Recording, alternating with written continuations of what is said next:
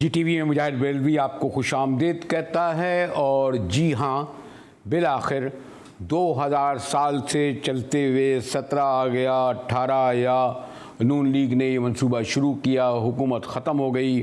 फिर इमरान ख़ान की हुकूमत ने वादा किया 2018-2019 में ये कहते हैं जी मुकम्मल होना था। 20 गुज़र गया और 21 आ गया।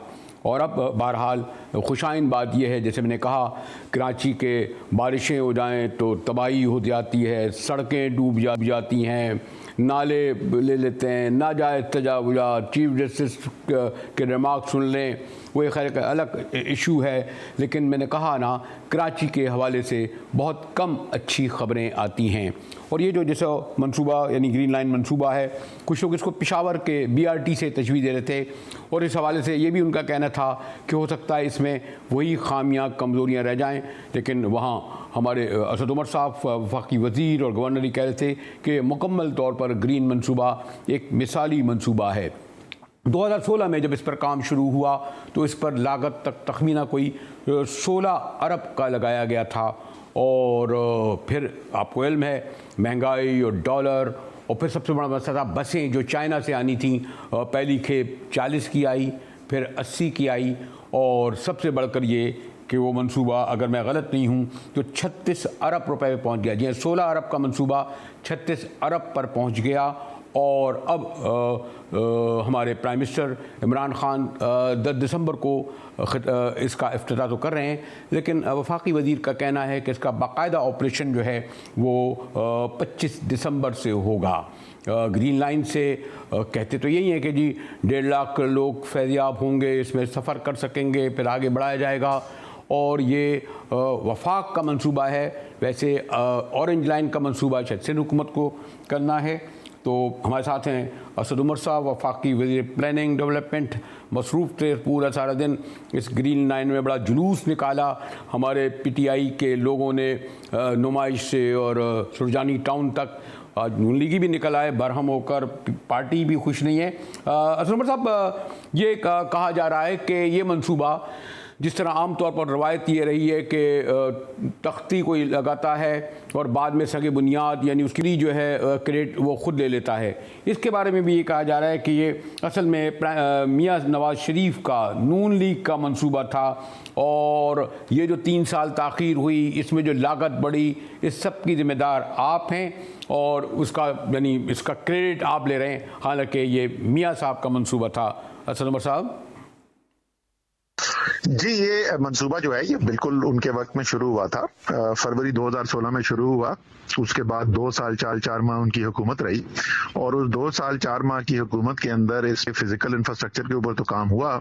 लेकिन जब इस 28 महीने के वक्त के बाद उनकी हुकूमत खत्म हुई, तो उस वक्त तक ना बसों का कोई ऑर्डर प्लेस हुआ था, ना जो इसका ITS सिस्टम, जो सॉफ्टवेयर सिस्टम है जो चलाता है सारे निजाम को, ना उसका कोई ऑर्डर प्लेस हुआ था, ना जो पेमेंट सिस्टम है उसका कोई ऑर्डर प्लेस हुआ था, ना ऑपरेशन एंड मेंटेनेंस कॉन्ट्रैक्ट के कोई टेंडर निकले हुए थे। मतलब ये प्रोसेस शुरू भी नहीं हुए थे। इख्तिताम तो होना दूर की बात है। तो माजरत के साथ इंतहाई एक बचगाना ही फेल मुझे लगता है कि वो कह रहे हैं ये प्रोजेक्ट जो है वो हमने मुकम्मल किया था और तख्ती ये लगा रहे। शुरू उन्होंने किया था, बिल्कुल जो हकीकत है वो हकीकत है। जी चलें असद उमर साहब, ये अब मैं इस बहस में नहीं पड़ता कि मियां साहब को इस वक्त याद रखा जाएगा या नहीं जाएगा, या जो उन्होंने तख्ती लगाई थी, बल्कि एहसन इकबाल साहब ने जो कुछ किया था।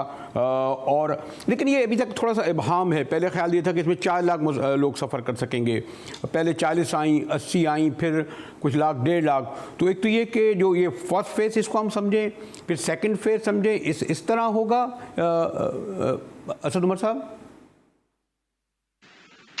नहीं मुजाहिद भाई, वो जो पूरा BRT का सिस्टम है ना, उसमें 6 मुख्तलिफ लाइन्स हैं। तो ये पहली लाइन जो है ये ग्रीन लाइन है, और इसके अंदर ग्रीन लाइन में 1 लाख से 1.5 लाख के दरमियान जो है वो जब एक दफा सिस्टम एस्टेब्लिश हो जाएगा तो हमारा ये अंदाजा है कि लोग सफर करेंगे। लेकिन उसके बाद 5 मुख्तलिफ लाइन्स और भी आनी है, और जिसमें पहली लाइन जो आएगी अगले साल, सिंध हुकूमत उस पर काम कर रही है, वो है ऑरेंज लाइन। तो ये जो तमाम निज़ाम आ जाएगा तो फिर इसके अंदर जो सारे सिस्टम की जो है वो कैपेसिटी जो है वो कोई 500,000 से ज्यादा हो जाएगी। इस वक्त असद उमर साहब जो एक वफाक और सिंध के दरमियान जो महाजराई की कैफियत है, और वैसे ये तो ठीक है कि जब कराची सर्कुलर रेलवे का इफ्तिताह हुआ तो आपने वज़ीर आला को बुलाया, और ये वाला जो है ग्रीन लाइन के मंसूबे में भी यकीनन उनको बुलाया जाएगा, साथ में यानी जो फीता या पता नहीं क्या नकाब कुशाई होगी उसमें भी वज़ीर आला मौजूद होंगे। और किस हद तक हम ये समझें कि अब तक, और ये बहुत इंपॉर्टेंट इसलिए कि ये सिंध में कराची में हो रहा है, तो उसमें हुकूमत प्रोविंशियल गवर्नमेंट आपका साथ दे रही है, क्योंकि पुलिस की यहाँ होगी, इंतज़ामिया यहाँ होगी, बाकी लोग भी यहीं के होंगे, इसलिए जी असद उमर साहब। सर चीफ मिनिस्टर इनवाइटेड जरूर हैं इवेंट के ऊपर, लेकिन ये मंसूबा उसमें कोई गलतफहमी नहीं होनी चाहिए। 100% वफाकी हुकूमत का मंसूबा है और इसकी सारा मंसूबा बनाया भी वफाक ने है, पहले 3 साल चलाएगा भी वफाक, लेकिन हमने इनवाइट जरूर किया है चीफ मिनिस्टर को इवेंट के ऊपर। जिस तरीके से अगर आपको याद हो जो KCR का भी इवेंट हुआ था उस पर भी चीफ मिनिस्टर को हमने मदऊ किया था। यानी इनवाइट आपने ज़रूर किया है, और लेकिन मेरे ख़्याल में अगर मुझे दावत मिली है तो बल्कि तस्दीक भी कराने के लिए 1-2 फ़ोन आए हैं, इसलिए क्या वज़ीर आला की जानिब से इसकी कंफर्मेशन भी हुई? और मैं इसलिए आपसे ये सवाल कर रहा हूँ, मुझे इल्म है कि आप बिज़ी हैं, कि सिंध की सरज़मीन पे यानी कराची में अगर एक मंसूबा हो और जब तक अगर सिंध वाले फैसिलिटेट ना करें, इसमें बहुत सारे ऐसे हैं ना, यानी एक तो मैंने कहा डोमेन उनकी है, फिर इससे जो रिलेटेड चीज़ें हैं बेशुमार, सफाई सुथराई होगी, भाई आप मुझसे ज़्यादा जानते हैं और आपने यकीनन तमाम पहलुओं को पेश नज़र रखा होगा, लेकिन खुदा न करे ये जो वफाक और सिंध के दरमियान कन्फ्रंटेशन की सूरत हाल है, इसमें ये मंसूबा उसकी महाजराई की शक्ल में तो नहीं होगा, क्योंकि हमने देखा है मादी में कि जनाब वो कुछ लोग कहते हैं जी वो जो गटर लाइनें इसलिए उबल जाती थी, कुछ लोगों ने बोरियां उसमें रख दी थी, भर दी थी, और भी ऐसी बात होते। गालिबन मैं नहीं समझता ऐसा हो, लेकिन फिर भी ऐसे खदशात तो असद उमर साहब पाए जाते हैं या पाए जा रहे हैं जो कतई तौर पर गलत हों, मैं समझता हूँ। जी ये जो काम हो रहा है ना मुजाहिद भाई, ये हो रहा ही एक मुआहदे के तहत है। अच्छा। अप्रैल 2020 में एक फैसिलिटेशन एग्रीमेंट साइन हुआ सिंध हुकूमत और वफाक के दरमियान, और उसके बाद फिर हमारे वक्त में आने के बाद जो बाकी काम शुरू हुआ, क्योंकि जो ओरिजिनल प्रोजेक्ट था, मंसूबा ये था कि वफाक बना देगा, चलाएगा उसको सूबा, लेकिन फिर उसमें तब्दीली आई और ये फैसला हुआ कि इसको पहले 3 साल के लिए चलाएगा भी वफाक। तो उसके लिए ये फैसिलिटेशन एग्रीमेंट का अप्रैल 2020 में साइन हुआ और उसके बाद फिर हमने इसके ऊपर काम शुरू किया था। शुक्रिया असद उमर साहब। तो हमें असद उमर साहब बता रहे थे कि ये मुकम्मल तौर पर वफाक का मंसूबा है। ये भी उनका कहना था कि वज़ीर आला सिंध को दावत तो दी गई है, जिस अंदाज में वो दावत का देना कह रहे थे, यानी लग नहीं रहा तस्दीक, लेकिन मेरे ख्याल है कि जिस तरह KCR के लिए गए थे, वज़ीर आला सिंध इस मंसूबे लेके भी जाएंगे। और मैंने इब्तिदा में भी कहा कराची के लिए ये खुशाइन खबर इसलिए अच्छी है कि जो सुरजानी टाउन से लेकर नुमाइश तक लोग आते हैं, और उनको जो पेट्रोल, और फिर आपको इल्म है कि बसें और कोचें जिस तरह की चलती हैं, फिर रिक्शा वाले जो पैसे मांगते हैं, पेट्रोल का कीमत बढ़ गई, तो यकीनन अगर 1.5 लाख लोग भी इसमें सफ़र रोज़ाना करेंगे तो कराची की एक आबादी को एक बड़ी सहूलत आएगी। और इसके साथ ही यानी जो ऑरेंज लाइन जो सिंध का मंसूबा है वो भी शुरू हो जाएगा। तो ट्रांसपोर्ट के हवाले से जो गालिबन कराची शहर का सबसे बड़ा मसला है, बल्कि सिंध का सबसे बड़ा मसला है, उसमें एक हद तक पेशरफ्त हुई है। मैं ब्रेक के बाद आऊँगा तो सिंध के सूबाई ट्रांसपोर्ट उनसे भी मालूम करूँगा कि वो इस मंसूबे के हवाले से क्या कोई खदशात रखते हैं, खुशामदीद कहते हैं, दावत मिली है तो वहाँ शिरकत करेंगे। हमारे साथ रहिएगा, मिलते हैं एक वक्फे के बाद।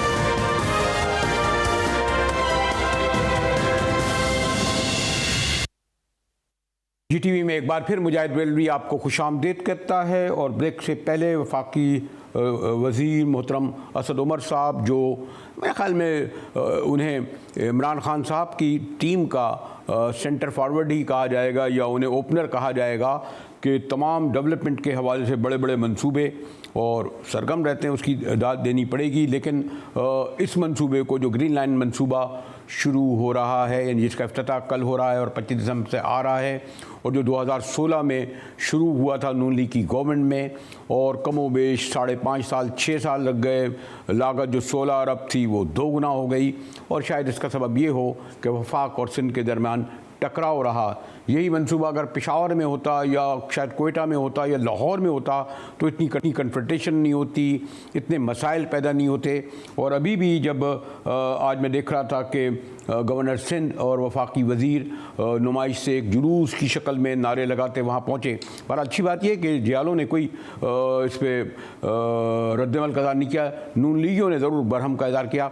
पीपल्स पार्टी बहरहाल कल अपना एक ताकत का मुजाहरा कर रही है, उसी दिन जिस दिन प्राइम मिनिस्टर कराची में इस दिवस का इफ्तिताह कर रहे होंगे। हमारे साथ सूबाई वज़ीर ट्रांसपोर्ट सिंध मोहतरम उवैस शाह साहब मौजूद हैं। और मैं कह रहा था कि जियालों ने बहरहाल वही कुछ नहीं किया जो इस वक्त नून लीगियों की अब एक झलक कर रहे थे कि इफ्तिताह के मौके पर वो कर रहे थे। तो अच्छी बात है शाह साहब, ग्रीन आ गई है और इस पर एक हद तक वफाक को दाद देनी पड़ेगी। खैर ये अलग सवाल है कि जनाब वो नून लीग ने इसकी बुनियाद रखी और क्रेडिट जो है वो पीटीआई ले रही है। लेकिन ये तो बेशुमार ऐसे मंसूबे होते हैं, कोई 5 साल का मंसूबा, कोई 10 साल का मंसूबा। और माजी में तो हमारे यहाँ कोई हुकूमत 16 माह चली, कोई 24 माह चली, बहुत कम। खैर आपकी हुकूमत तो पूरे 5 साल किए, नून लीग ने ही पूरे किए, खान साहब भी पूरे करने जा रहे हैं, शाह साहब। तो हाँ, तो ग्रीन लाइन के मंसूबे के हवाले से क्या कहेंगे, क्या कहेंगे शाह साहब? देखिए, मुझे इस सवाल में ये समझ में बात नहीं आ रही कि ये किस किस्म की बात कर रहे हैं। जब अभी कोई मंसूबा ख़त्म ही नहीं हुआ प्रॉपर तरीके से, ना वो कंस्ट्रक्ट हुआ है, अभी उसमें आईटी का काम बाकी है, उसमें आपकी सिक्योरिटी का काम बाकी है, आपका इंफ्रास्ट्रक्चर पूरी तरीके से डेवलप नहीं हुआ।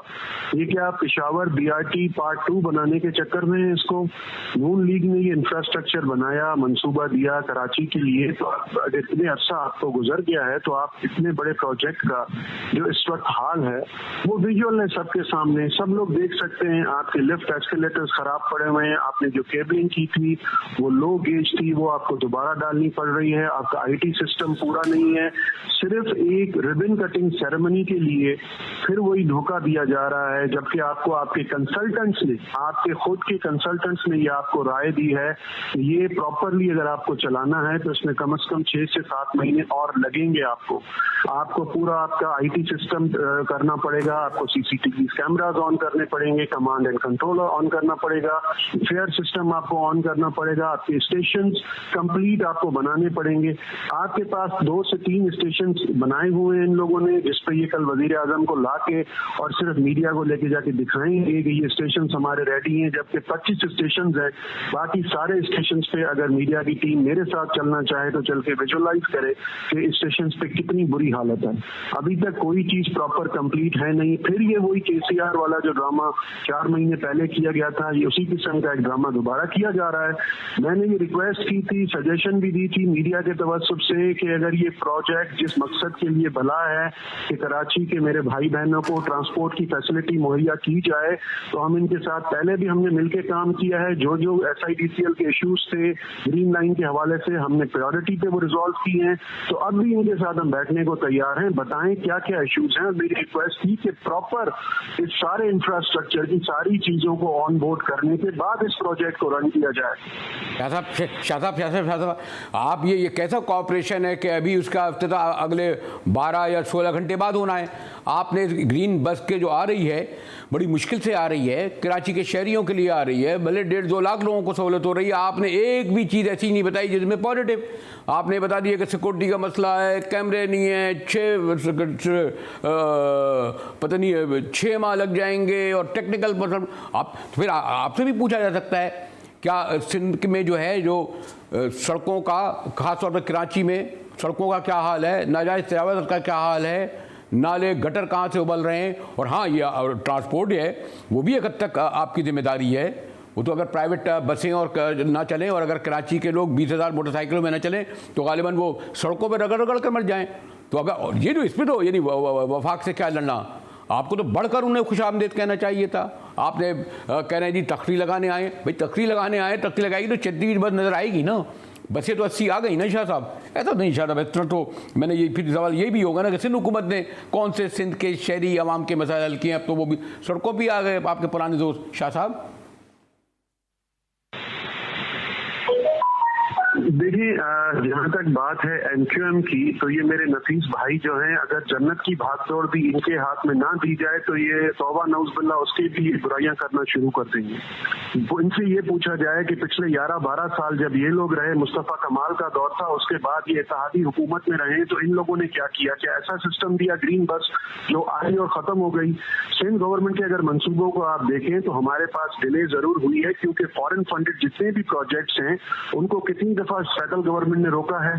फॉरेन फंडेड प्रोजेक्ट्स जब भी जहां आते हैं वर्ल्ड बैंक और एशियन डेवलपमेंट बैंक के, तो जिस तरह हमारे पास प्रोविंस में सेपरा रूल्स और पेपरा रूल्स फेडरल में होते हैं, तो हमें उनके रूल्स के मुताबिक भी चलना पड़ रहा है। हम ग्रीन लाइन, जो रेड लाइन का जो मंसूबा है, जो पाकिस्तान की वाहिद BRT सर्विस होगी जो सब्सिडी फ्री होगी, उसकी कंस्ट्रक्शन इंशाल्लाह दिसंबर में चेयरमैन बिलावल भुट्टो जरदारी साहब उसकी ग्राउंड ब्रेकिंग करने जा रहे हैं। ऐसा कोई मंसूबा हम नहीं देंगे कि हम दावा करें और वो पूरा ना कर सकें। जो हमने दावा किया, हम शाह साहब ये तो चले, अब मैं तो आपसे आपने अब चले एमक्यूएम पर भी जिम्मेदारी डाल दी कि 11 साल 12 साल उसने नहीं किया, जबकि सॉरी टू से लोग समझते हैं कि जो भी डेवलपमेंट के काम हुए खैर कैसे हुए, अच्छे हुए, देर पा नहीं थे, वो इस पर अलग बहस है। लेकिन फिर मेरा आपका एहसास है कि अब जबकि एक वफाक ने मंसूबा, वैसे K4 मंसूबा भी है, KCR का है, आपको तो ये प्रेशर डालना चाहिए कि KCR पूरा करो, आपको तो ये कहना चाहिए कि जनाब K4 पूरा करो, आपको ये कहना चाहिए था, बल्कि बढ़कर कहना चाहिए था कि ग्रीन लाइन मंसूबा आखिर अगर ताख़ीरी से शुरू हुआ तो इसमें गुंजाइश क्या है, इसकी बेहतरी क्या है?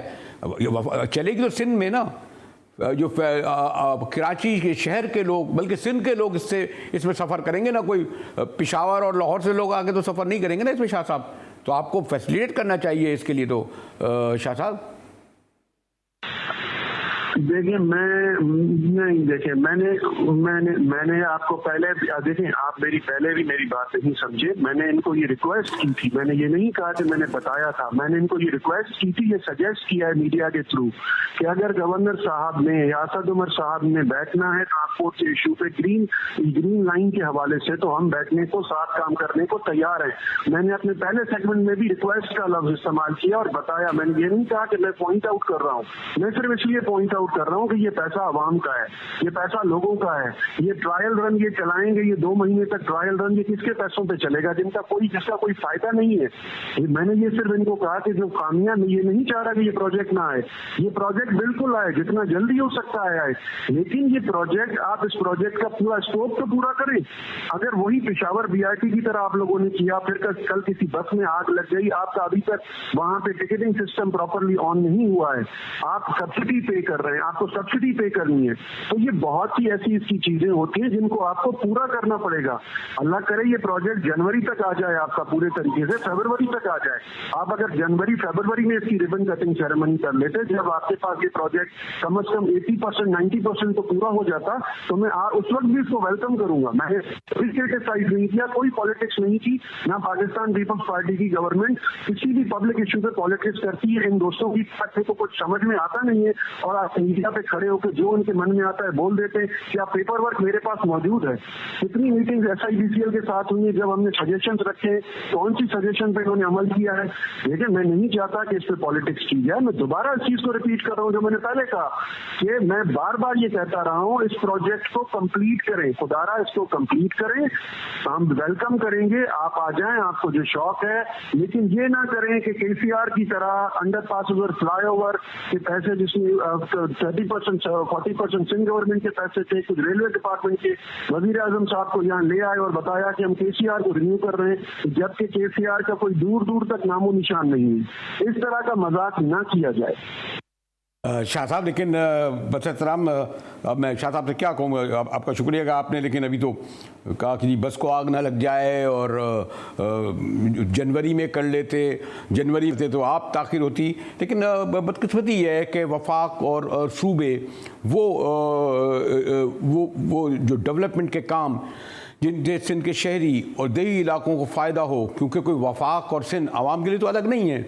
उनके ऊपर कोई हद थोड़ी खींचती है कि जब बाई रोड सफ़र करते हैं तो ये मालूम कि वहाँ पर उनसे कोई टूल टैक्स लिया जाता है कि आप पंजाब में आ रहे हो, या कोई शनाख्ती कार्ड मांगा जाता है।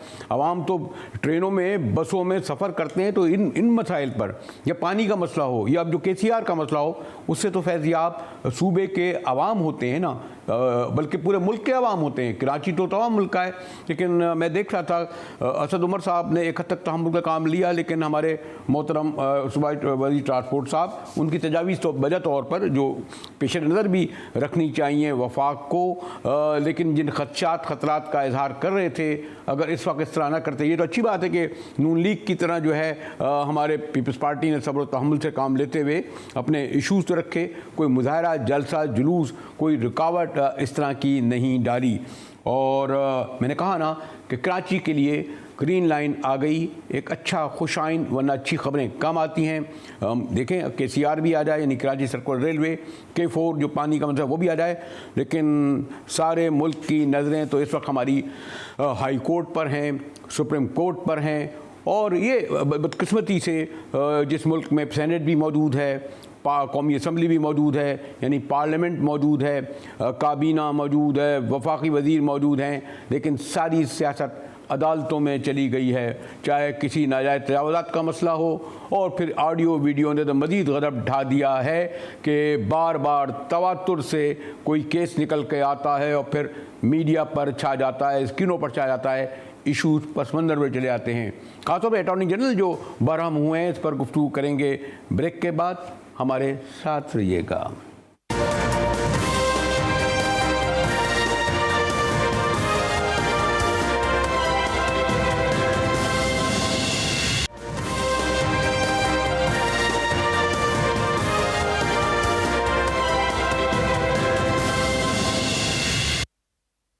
GTV में एक बार फिर मुजाहिद रेलवी आपको खुशामदीद कहता है। और हफ्ते से ज़्यादा गुजर गया, लेकिन अभी तक साबिक चीफ जस्टिस साकिब निसार की ऑडियो की बाज़गश सुनाई दे रही है। बल्कि कसीर इरशाद अखबार ने तो आज जस्टिस साकिब निसार के करीबी ज़राए के हवाले से वो इंकशाफात किए हैं कि अगर वक्त होता तो मैं शायद सुर्खियों में दिखाता। वो ज़राए कहते हैं कि जस्टिस साकिब निसार कहते हैं कि जनाब ऐसा कोई बात ही नहीं हुई, किसी की मौजूदगी में ही नहीं हुई, बल्कि राना शमीम के हवाले से जो चीफ जस्टिस गिलगित बल्तिस्तान थे और जिन्होंने ये इल्ज़ाम लगाया कि उनके सामने गिलगित बल्तिस्तान में जब साबिक चीफ जस्टिस अपनी फैमिली के साथ पिकनिक पर आए हुए थे या तफरीह के लिए आए हुए थे, तो उन्होंने ये कहा था कि मरियम नवाज़ और नवाज़ शरीफ की जो है ज़मानत नहीं होनी चाहिए इलेक्शन से पहले। जैसे साकिब निसार का मैंने कहा ना कि वो इसरार करके तवातुर से ये इस रिपोर्ट में कहा गया कि इनकारी है, बल्कि उल्टा कहते हैं कि राना शमीम साहब ये चाहते थे कि उनकी तरक्की हो। ये केस तो अभी चल रहा है, और लेकिन गैर मामूली तौर पर धीमे मिजाज के बड़े प्रोफेशनल वकील और अब साबिक अटॉर्नी जनरल खालिद जावेद ख़ान जो है वो बुध के दिन बड़े बरहम नज़र आए, और उन्होंने इसके हवाले से जो कुछ कहा वो शायद सुर्खी बना, वो तो पूरी तारीख़ में चले गए। खालिद जावेद ख़ान ने, अटॉर्नी जनरल ने कहा कि एक अपील के लिए, जी हाँ, एक अपील के लिए अदलिया की ईंट से ईंट बजा दी है। खालिद जावेद ख़ान कहते हैं एक अपील के लिए नहीं, फिर कहते हैं कि जो भी ज़िंदा हैं, क्योंकि उनका ख्याल है कि जो पास्ट में जो फैसले होते रहे, केसेस होते रहे, चाहे जस्टिस कयूम से पहले जो जस्टिस अनवार हो गया, जस्टिस मुनीर, तो कहते हैं जी जो भी ज़िंदा हैं उन सब का एहतसाब हो। और तो और मैं ये नहीं कहूँगा कि जावेद ख़ान साहब, शायद कुछ लोगों को इल्म नहीं हो कि पीपल्स पार्टी के बानी रुकन प्रोफेसर एंडी खान के साहिबजादे हैं, इसलिए उन्होंने ये भी कहा कि जो भी ज़िंदा हैं उनको हो, बल्कि साथ ही कहा कि भुट्टो साहब को, पीपल्स पार्टी के चेयरमैन को, एक मुबहम अदालती हुक्म पर फांसी दी गई। यकीनन उसे जुडिशल मर्डर एक तवील अरसे से कहा जाता रहा है, लेकिन अटॉर्नी जनरल ने यह कहा कि भुट्टो साहब को एक मुबहम अदालती हुक्म पर फांसी दी गई। फिर ये तक उन्होंने कहा कि पाकिस्तान पीपल्स पार्टी की चेयरपर्सन साबिक़ वज़ीर-ए-आज़म मोहतरमा बेनज़ीर भुट्टो के बारे में कहा कि जो बड़ा मशहूर हुआ जैसे नसीम हसन शाह का फ़ैसला कि जिसमें उनकी हुकूमत की बरतरफी को पर स्वात लगाया गया, और जो ये उन्होंने कहा कि दूसरी हुकूमत बहाल कर दी, उनका इशारा था मियाँ नवाज़ शरीफ की हुकूमत जिसको बहाल कर दिया गया था। यानी फिर उस ज़माने में बड़ा मशहूर भी हुआ था कि लाहौर के वज़ीर-ए-आज़म को छूट दे दी गई, लाड़काना की वज़ीर-ए-आज़म को के ख़िलाफ़, ये मैं नहीं कह रही, जैसे सज्जाद अली शाह की ऑब्जर्वेशन है। फिर हत्ता के हमारे खालिद जावेद खां इतने बरहम हुए कि उन्होंने कहा कि ब्रीफ केस भर भर के दिए जाते रहे। उनका इशारा खुद जस्टिस सज्जाद अली शाह साहब ने और बाकी लोगों ने भी लिखा है। साबिक़ सदर और मियाँ साहब के दौर के जस्टिस रफ़ीक तारड़ पर है, जिन पर यह मुबैना तौर पर मैं कहूँगा ये इल्ज़ाम लगाया जाता है कि वो ब्रीफ केस लेकर कोयटा गए। फिर फरमाते हैं जावेद खान साहब, आज उन्हें याद आया हमारे साबिक़ चीफ जस्टिस सैयद सज्जाद अली शाह, और उनका कहना है कि बताया जाए कि साबिक़ चीफ जस्टिस सज्जाद अली शाह को क्यों हटाया गया। और आखिर में मेरे ख्याल कंक्लूड में उन्होंने कहा कि 2017 यानी साकिब निसार से नहीं बल्कि गुफ्तगू भुट्टो साहब के दौर से की जाए। यानी इसने 70 से लेकर पिछले 50 साल की जो है हमारे खालिद जावेद खान ने मुबहम तौर पर, सरसरी तौर पर तारीख उधेड़ दी। मेरे साथ बड़े senior seasoned lawyer supreme court bar association के सदर मोहतरम लतीफ़ आफ्ताब मौजूद हैं। जी लतीफ़ आफ्ताब साहब, आपने भी देखा होगा हमारे खालिद जावेद खान साहब, एक तो खैर मैंने जिक्र करना नहीं चाहिए था, सॉरी, किसी के भी साहबजादे हो सकते हैं, किसी से भी रिश्तेदारी हो सकती है, लेकिन वो जोशो खरोश और जो बरहमी नज़र आई उसमें एक झलक ज़रूर नज़र आ रही थी। तो ये जो उन्होंने कहा कि अदलिया की ईंट से ईंट बजा दी जा रही है, एक ऑडियो के लिए, एक अपील के लिए, लतीफ़ आफरीदी जी। अटॉर्नी जनरल साहब तो वकील की हैसियत से मरकज़ी हुकूमत के सबसे बड़े तर्जुमान हैं और उनके वकील हैं, तो यकीनी बात है कि वो हुकूमत की बरहमी का इजहार कर रहे थे, क्योंकि उसी को इसका खुमियाजा भुगतना पड़ता है। तो ये तो अगर हम अपनी इस्लाह कर लें, अगर हालात और वाक़यात और इदारों को ठीक कर लें, अगर इदारे जो हैं अपने फ़राइज़ की में ग़फ़लत न करें, अगर इदारे एक दूसरे के मामलात में दखल न दें, अगर इदारे आइनी और कानूनी हुदूद के अंदर रहें, तो फिर ऐसे कोई मुश्किलात पेश होने का इम्कान नहीं है। ये तो इसलिए होता है कि हम कानून पे अमल दरामद नहीं करते, कानून से इन्हिराफ करते हैं, इंसाफ के रास्ते में बड़ी बड़ी रुकावटें हैं, और नतीजा ये होता है कि कोई वीडियो ले आता है, कोई ऑडियो ले आता है, कोई क्या कहता है, कोई क्या कहता है।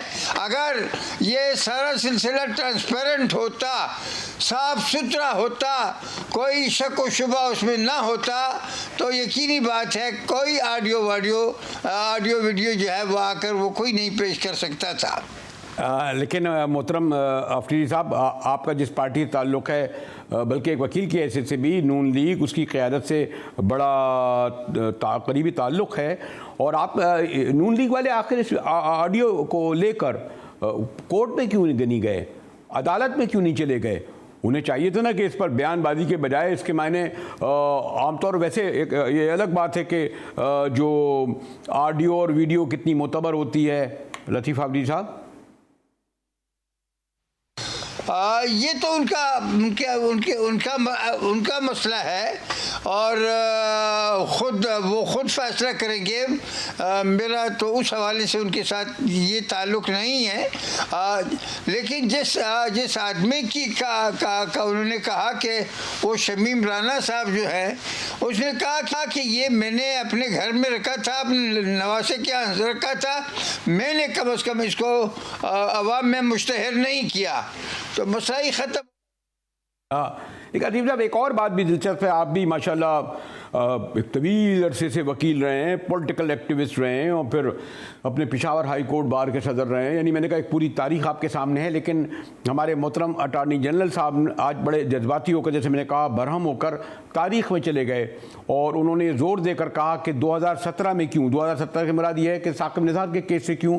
और फिर मैंने बताया भी कि उन्होंने कहा जी भुट्टो दौर यानी सन 70 से शुरू किया जाए, यानी जो भुट्टो साहब को ज़िया-उल हक के दौर में जो फांसी दी गई थी वहाँ से शुरू किया जाए। फिर उन्होंने तारड़ केस याद, ब्रीफ केस याद दिलाए, फिर सज्जाद अली शाह याद दिलाए। फिर उन्होंने, यानी मैं तो देखा था पूरा, उन्होंने कहा जी जो जिंदा हैं उनका एहतसाब होना चाहिए।